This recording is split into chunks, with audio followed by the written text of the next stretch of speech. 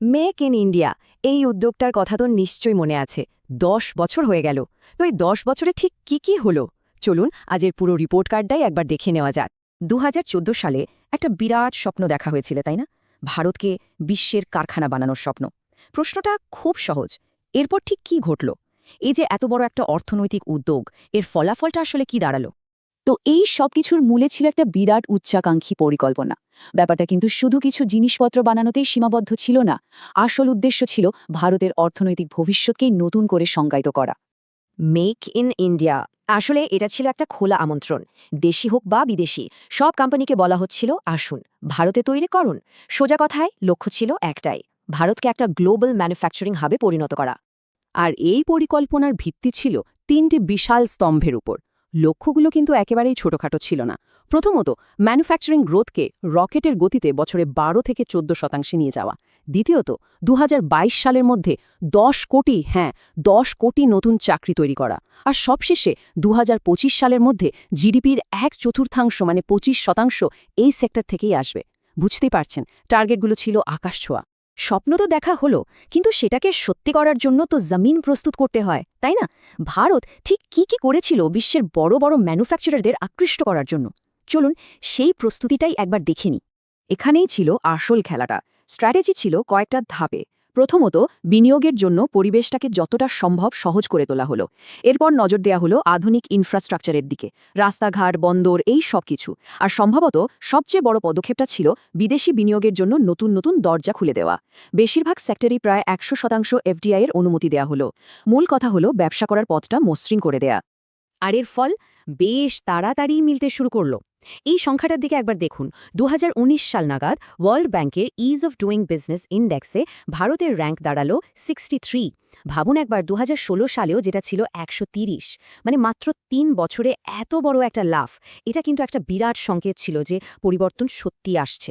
শুধু র্যাঙ্কিংয়ে উন্নতিই নয়, আসল টাকাও আসতে শুরু করল।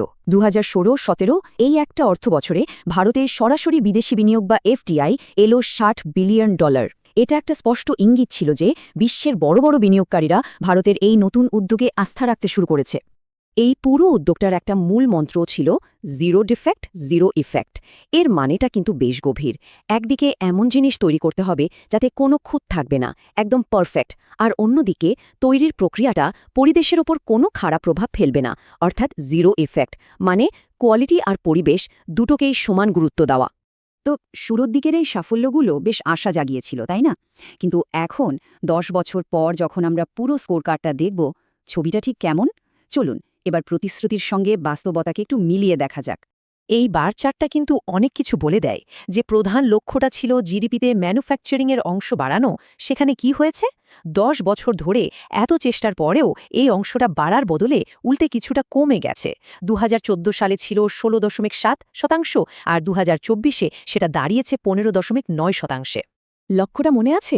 জিডিপির 25%, আর বাস্তবে ফলটা কি? 15.9%। এই যে বিশাল ফারাক, এটাই দেখিয়ে দেয় যে সবচেয়ে বড় লক্ষ্যটা কিন্তু পূরণ হয়নি। বলা যেতে পারে এটাই ছিল এই উদ্যোগের সবচেয়ে বড় চ্যালেঞ্জ।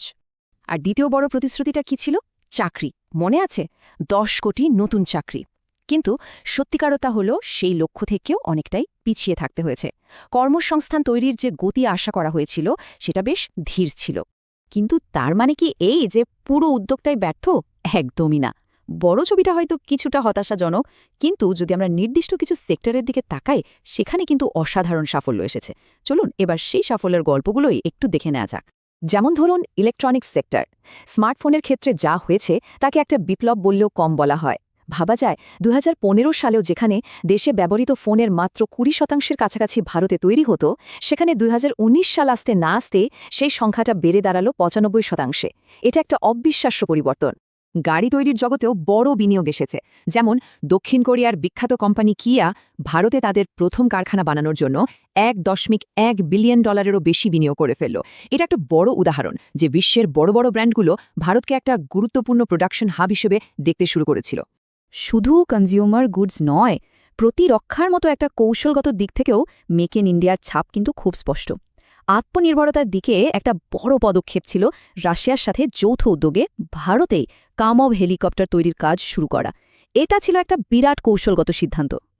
আর রেলওয়ের আধুনিকীকরণের কথা না বললেই নয়। আলস্টম আর জিই ট্রান্সপোর্টেশনের মতো বিশ্বের সেরা কোম্পানিগুলো বিহারে অত্যাধুনিক রেল ইঞ্জিন তৈরির কারখানা স্থাপন করেছে। দেশের পরিকাঠামোর জন্য এটা যে কত বড় একটা বিষয় তা নিশ্চয়ই বোঝা যাচ্ছে। তো এত সবকিছুর পর মূল প্রশ্নটায় ফেরা যাক, মেক ইন ইন্ডিয়া কি সফল নাকি ব্যর্থ? সত্যি বলতে কি, এর উত্তরটা হ্যাঁ বা নাতে দেওয়া প্রায় অসম্ভব। এর যে উত্তরাধিকার সেটা বেশ জটিল। এই ব্যালেন্স শিটটা দেখলেই পুরো ছবিটা পরিষ্কার হয়ে যায়। একদিকে দেখুন, ইজ অফ ডুইং বিজনেস র্যাঙ্কিংয়ে দারুণ উন্নতি হয়েছে, প্রচুর বিদেশি বিনিয়োগ এসেছে, আর ইলেকট্রনিক্সের মতো কিছু সেক্টরে তো অভাবনীয় গ্রোথ দেখা গেছে। কিন্তু উল্টোদিকে জিডিপিতে 25% শেয়ার বা 10 কোটি চাকরির মতো বড় লক্ষ্যগুলো কিন্তু অধরাই রয়ে গেছে।